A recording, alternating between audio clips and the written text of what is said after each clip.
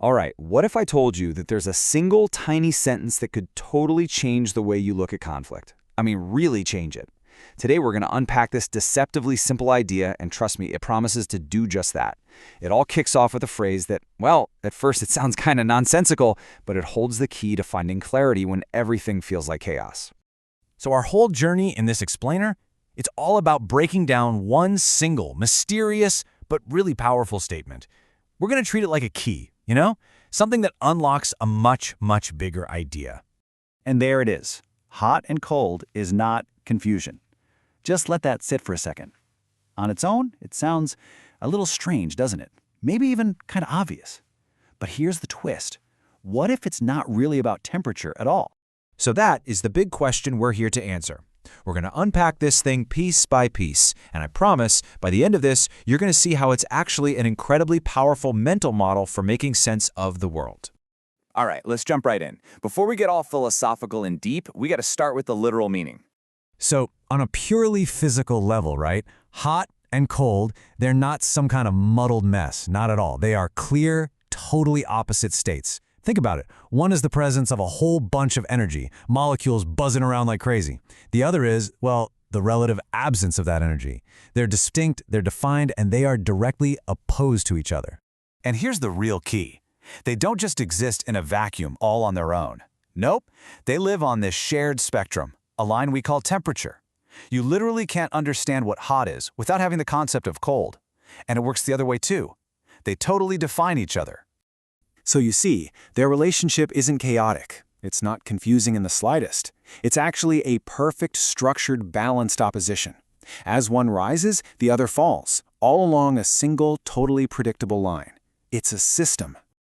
And this concept, this idea that we're digging into, it has a name: symmetry.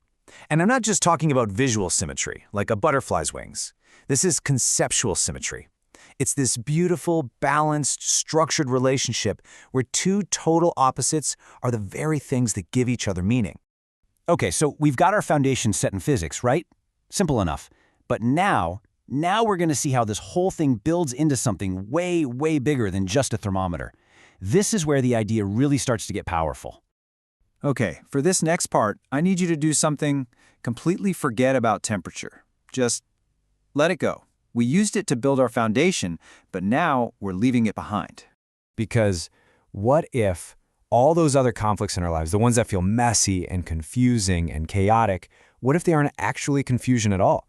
What if they are also perfect symmetries, just waiting for us to see them for what they really are? So let's get into it. Let's talk about life's symmetrical conflicts. I mean, how does this whole framework apply to the big, abstract ideas we wrestle with every single day? This is where you'll see just how incredibly useful this model can be. Let's take order and chaos. We usually think of chaos as just a mess, right? Total confusion. But if we use this model, chaos isn't just a random mess. No, it's the perfect, symmetrical opposite of order. They're the two ends of the spectrum of structure. You can't appreciate order without understanding chaos. Or how about agreement and disagreement? It's so easy to see disagreement as just a confusing, ugly fight. But what if it's the necessary other half of agreement? They live on a spectrum of, let's call it, accord. You can't have real, true consensus if the possibility of dissent isn't even on the table. It's a crucial balance. And honestly, once you start looking for it, this pattern is everywhere. Joy and sorrow, that's the spectrum of emotional experience. Success and failure, that's the spectrum of outcome.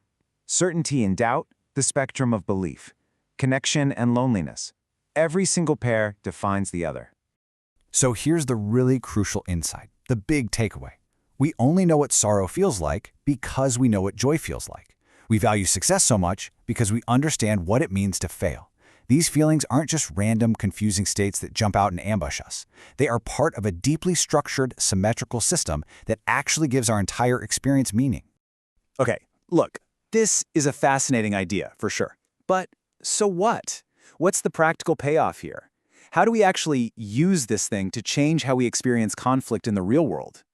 Well, the next time you feel that rising tide of confusion, whether it's in an argument or a difficult emotion or just a chaotic situation, this model asks you to do one thing: just pause. because that feeling of being totally lost, it might just be a signal that you're only looking at one side of a perfect symmetry, and you're missing the spectrum that connects it all together. So how do you actually do this in the moment? It's a surprisingly simple 3-step process. First, you identify the opposition. So if you're feeling chaos, ask yourself, what would its perfect opposite, order, look like right now?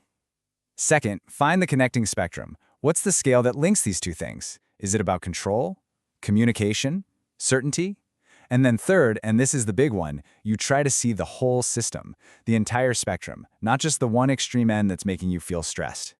And making that mental shift from seeing a confusing mess to seeing one half of a perfect symmetry, it's just so powerful. It replaces that feeling of being lost in chaos with the real clarity of understanding a system. And that sentence, hot and cold is not confusion, it kind of becomes a mantra for finding structure right in the middle of conflict. So I'll leave you with this to think about. What's one area of your life right now that just feels confusing, chaotic? Now, what if it's not confusion at all? What if it's simply one half of a perfect, deeply meaningful symmetry, just waiting for you to step back and see the whole picture?